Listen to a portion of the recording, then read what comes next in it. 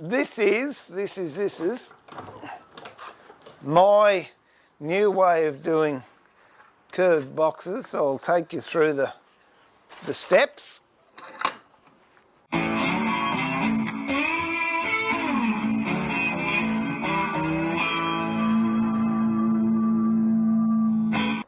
And the actual measurements I will be putting on the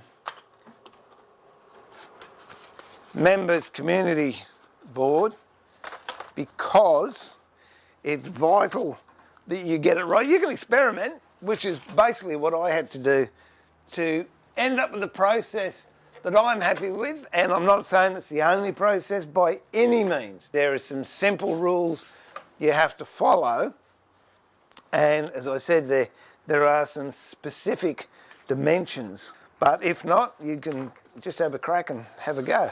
All right, so what I'll do, I'll go over to the saw. I do use bendy ply, which is 5mm stuff, which I'll see if I've got any around here so I can show you. I'll cut some anyway. Okay, this is bendy ply. I'll rip a length of it. See how it bends? It bends in one direction. You can buy long grain or short grain. Long grain will bend like that. Short grain will bend that way.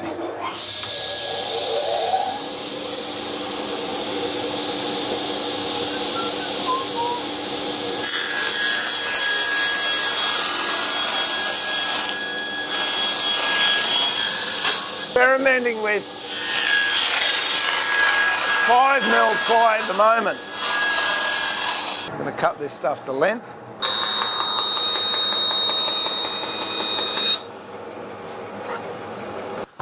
Okay, just knock the dags off. And this will rough around the edges.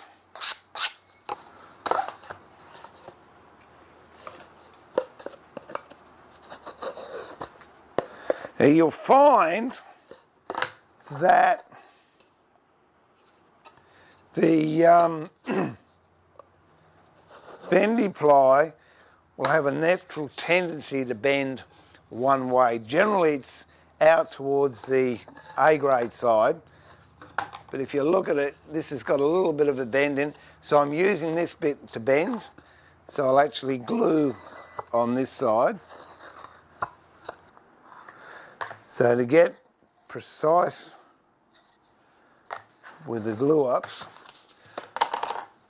what I do is mark them as you saw, and then actually use masking tape along that line that I've marked, and that then will give me a precise glue line, because if you're out on the glue line, you can adversely affect the quality of your curve. And you see how I can spread that glue and it goes over the tape line, but the glue doesn't go any further.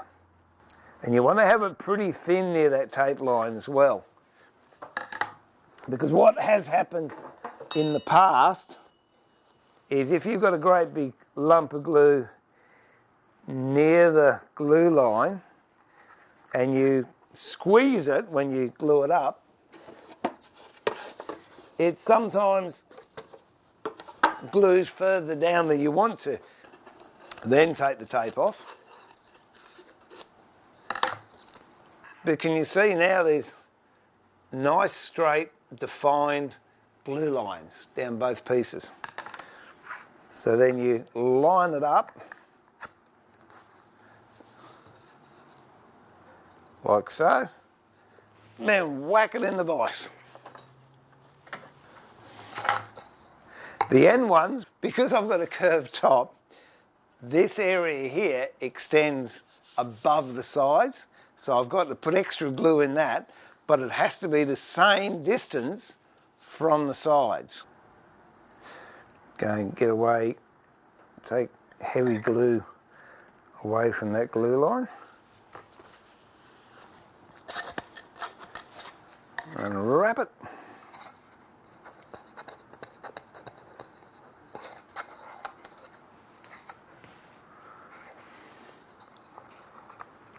line it up. And you can't really afford these to slip about, because if you do, then the glue will travel down, it'll glue further down than you want it. I'll pop that in here for a tick. All right, we'll go on to the next phase. I've got to get some more ply and glue that together.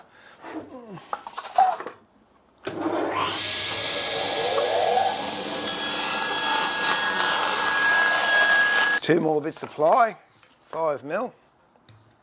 This you don't have to be so precious with when it comes to gluing up.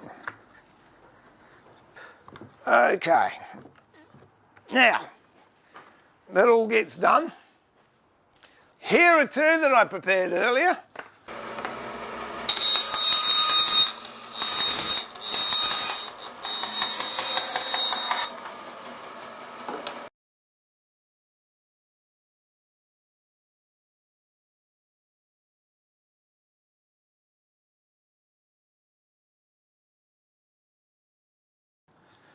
And this is how you get your curves. You just slide this up inside. Once I get the curve that I want here, okay, let's say it's that curve there, then all I have to do to match it is get a side piece, put that wedge in, and then it's just adjusting the wedge. Then I've got that same curve all the way along. And that is what I've discovered to be the easiest way of doing curved boxes. So I hope that gave you some indication. I mean, try, by all means, trial by error. Play around with it yourself.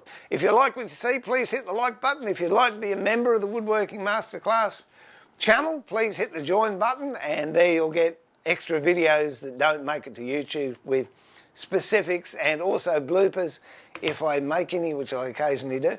Also, if you've got any questions and you remember, ask me a question. I'll do my best to make a video to answer that question, and we upload it. And what I want to start doing is we're building a knowledge bank of videos on the Woodworking Masterclass members channel that you can refer to over time, that'll help you out with any problems that you may have. But in the meantime, this is Steve pulling the shed door down saying thank you all.